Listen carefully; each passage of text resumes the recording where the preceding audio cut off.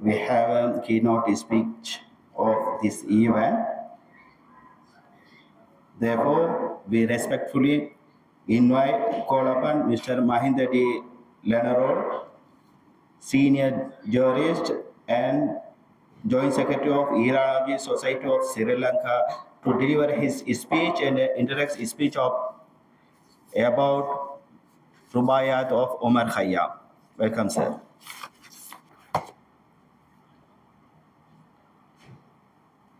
Good afternoon, everybody. I'm really happy to see some familiar faces this afternoon.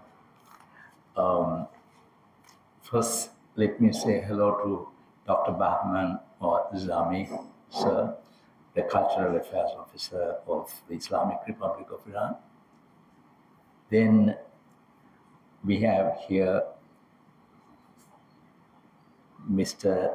Sunil, Director General of National Library. Nice to see you too, sir. And we have also Dr. Mohammed Azam, who introduced me, and my fellow Joint Secretary, Madam Shifani, who delivered the beautiful speech in Sinhalese. First of all, let me give a personal introduction with your permission, partly because a lot of people wonder why I was selected to give a speech on Saadi. My connections with the Iranian embassy, as I have mentioned before, goes back to 1977. And I have been to Iran. I lived there for several years. And Iran is also like my second home.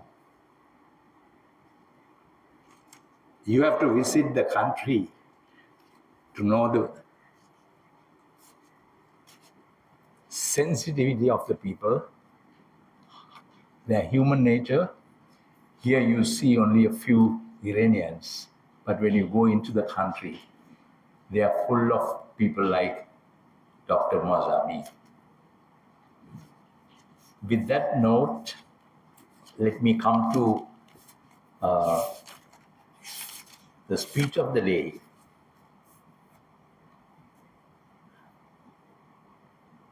It is to commemorate or celebrate Saadi Shirazi, who is a celebrated Iranian poet and prose writer of the medieval period. He is identified as outstanding Sufi. A lot of Sri Lankans do not know who Sufis are. We have known words like Darwish, Shaman, and so on and so forth. They all are connected to various cultures and which were also connected to Sri Lanka.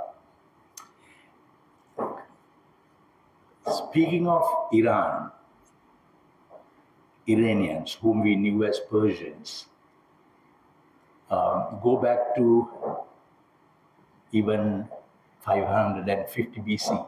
That was Buddha's time.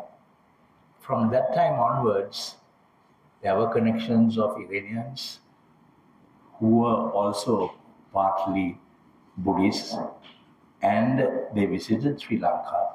If one goes to the Mahavansa and refers to the pinnacle laying ceremony of the Mahastupa, Rubaiyat, you read a group of people by the name of Pallava Bhogas.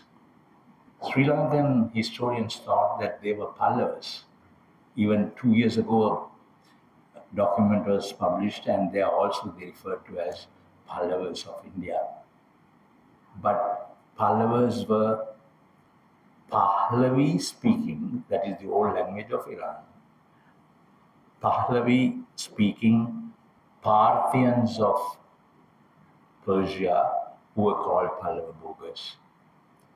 If you go to Deundara Devalaya, you will see an edifice that's all Iranian architecture. These are not my words, that has been confirmed by great Senrat Paramithana, the professor of archaeology. Coming from that period, you see that a lot of dervishes, Sufis, they visited the East. How did countries like Indonesia, Sri Lanka, and various other countries embrace Islam? It was partly due to Sufis, because along with traders, they also traveled to the East. And they were very kind, as Madam Shifani was mentioning, and also Professor in his speech mentioned. Darwishes or Sufis are very kind people, and they always thought of humanity. And that is one character embedded even today in the minds and the hearts of Iranian people. That's why they get involved in world affairs in a big way. It is, people think that it's recent, that it's political. No, it's very cultural too, because they were protectors of the downtrodden in world history at various stages. If you go to old Iranian things like Darius the Great, Cambyses, and so on, and then come to today's politics or today's history of Iran, you see that they are with the downtrodden, they are with the people who needed help. Now from there, I come to Saadi again. The subject of today's celebration, poet Saadi Shirazi, was a mystic. His full name was Abu Muhammad Moshrif al-Din Mosleh ibn Mosharraf. His pen name was Saadi, and that's how he's popularly known. A person wants to know who a mystic is. Lots of words in our vocabularies with regard to foreigners came from England. So the English educated knew who mystics were. But if you ask 10 Sinhalese or Tamils of Sri Lanka, they cannot be specific when they explain who a mystic is. In English, I will explain who a mystic is, or mysticism. Mysticism is an attempt by human beings to achieve direct, intuitive experience of spiritual truth, God, if you believe in God, or ultimate reality, so-called, often through practices like meditation, prayer, or contemplation. It is also characterized by a belief in the existence of a hidden, profound reality beyond the grasp of normal human understanding or experience. Islamic mysticism is called tasawwuf, which literally means to dress in wool. Now, when it comes to the word Sufi, as you know, they are a group of Islamic mystics. During the good old days, they wore woolen clothing. Today, if you go to Turkey, you see lots of dervishes dancing and doing various performances, and they are Sufis, and that group has a different kind of dress. You can identify them from their fez or whatever they wear as a headdress. And during the good old days, they were wearing woolen garments. So in the word Sufi comes from Arabic word suf for wool. Early Islamic ascetics had worn woolen garments, and the Arabic word Sufism, an abstract word, also means a mystic. So Sufi is a mystic. Now, something connected to Sri Lanka comes to mind. There were Sufis who came to Adam's Peak from the medieval times and later. I remember a professor Islam writing an article and saying that there are areas called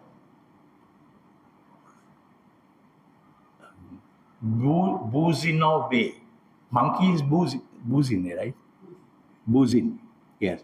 So there, during when the British were here, when they wrote maps, they drew maps.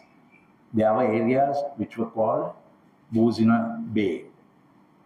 And then there were other names which don't come to my mind. And they all came from the Sufis who came to Adam's Peak, because there are three main religions who worship Sri Pada or Adam's Peak as a religious place. The Buddhists, Christians, even Hindus go, and Sufis. So that's another connection to Sufis. And we are today discussing about Saadi, who is a famous Sufi. And I found two references in some of my research on Buddhism in Iranian territories, where in Golestan, the famous book of poems by Saadi, he refers to, it's a small reference, but Persians called poor people fakir, right? Yes, the poor, or darwish. Darwish is a person who doesn't have personal belongings as such, except for what they have, like vessel to carry water, or some vessel to have their meals, and at the same time, whatever they wore. They were all the time moving from one place to the other at one stage in their history. So, in the Golestan, he writes,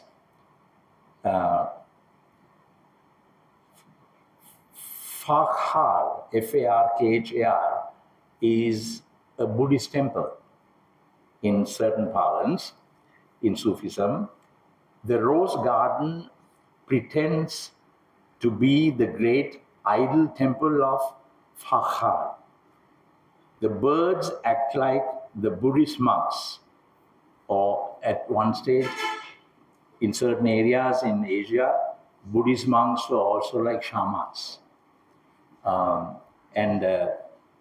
So he says, Buddhist monks venerating the rosebuds. This is just a reference to Buddhism or a Buddhist idea in the writings of Saadi. Going back to Saadi again, we have referred to mysticism. We know who a Sufi is. Now, coming to Saadi Shirazi's achievements, we'll first start with his life. Saadi Shirazi is credited as one of the greatest poets, as we mentioned earlier, and belonged to the classical literary tradition of medieval Iran. He was a wordsmith, in Persian, Ostad, or a master, or Ostad a Soksan. Am I correct? Sahan. Or the master of speech. So you can just imagine, when one gets a nickname or a pet name or a name like that, the person had to have a very outstanding position or a reputation in the country. I was in Iran as a 32-year-old man. Now 8 years completed. Before going to Iran in 1977, I had only known that Saadi Shirazi was the author of the book of poems called Golistan. Golistan means flower garden. When I visited his tomb in Shiraz, about 1979, and read more of him, I realized how important he was to the poetic world. When I say poetic world, it is not just Iran or his surroundings. It was in a good part of Asia and also part of Europe, where traders and other businessmen, they moved. And Sufis were also moving with them. And as Madam Shifani mentioned, Goethe, the famous poet in Germany, even he referred to uh, our this great poet. Um, then from there, he was admired and recognized for the quality of his writings and for the moral and social philosophy. And when you say moral and social philosophy, always he presented those two ideas to his audiences. As the previous two speakers mentioned, he always went into the hearts of the people, human problems, and then wanted to explain how people should behave, what action makes everybody happy, and so on and so forth. When I read Golistan, because I come from a Buddhist background, I was thinking of compassion, Maitri, and all those ideas. Because I think even when I read Golistan and the references to the Buddhist temple, I got the impression that they all may have had similar values shared at a particular time. It is believed that Saadi of Shiraz was born around 1210 AD, that is Christian era, and lived up to about 81 years of age. Shiraz is the provincial capital of Fars province of Iran. A Persian dynasty of Turkoman origin, Salgurids, governed the region in that period. How do you pronounce Salgurid? Salgurid, you say Salgurid. Arabs, Persians, and English scholars took much trouble to collect different pieces of evidence from the life, works, and the times of Saadi to reconstruct a biography of his, because the information about him at the very outset was scanty. But since people had read his writings, they wanted to know who the man was. So people from different countries got together and reconstructed his biography. That is what it says. My information comes from secondary sources in English, which particulars had reached them from originals in Arabic and Persian. So whatever I read about Saadi comes from secondary sources. An Arab writer by the name of Ibn al-Fuwati, in or about the year 1262, had written to Saadi for information on his writings. The Iranian scholar Sayyid Nafisi and British historians, some of whom I had read, such as Edward Granville Brown, John Arbery, R. Davis, and Jan Ripka, were some academics who did much research on Saadi's writings. So if anybody wants to refer to Saadi in English, these are very authoritative English writers, especially Professor Arbery. He has written extensively.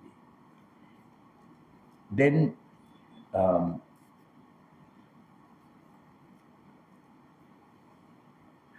Iranian scholars such as Zobihullah Safa, his friend Ibn Abu Bakr Bistotun, famous Persian poet Jami, and Western Iranologist Paul E. Lozensky are some others who were interested in Saadi's works. I'm mentioning these names only because that might interest you if you want to, after this talk, I can give these names to you all. And especially the expressions of the human nature of Saadi are very touching. Saadi is supposed to have traveled extensively, as the madam mentioned previously, in the neighboring Arab world or the Islamic world for about 30 years. It seems that one of his earliest teachers was his own father, who had led a pious life. When his father had died, he was still a young teenager. He had left for Baghdad for formal education. For some time, he was attached to Nizamiya school and learned under Hanbalite scholar Ibn al-Jawzi. Then Bustan, which means the orchard, and Gulistan, which means the rose garden, were two of Saadi's compositions, which were highly commended and that became popular. When he was about 45 years old, he was well known for his ghazals. We all know the word ghazal, but ghazal really means this. Scholars describe ghazals as amatory poems associated with love or odes. Love poems and other things we know. Odes are like eulogies, as you know, speaking highly of places and people and so on. So he was praising and glorifying events and individuals. Nature is described intellectually as well as emotionally.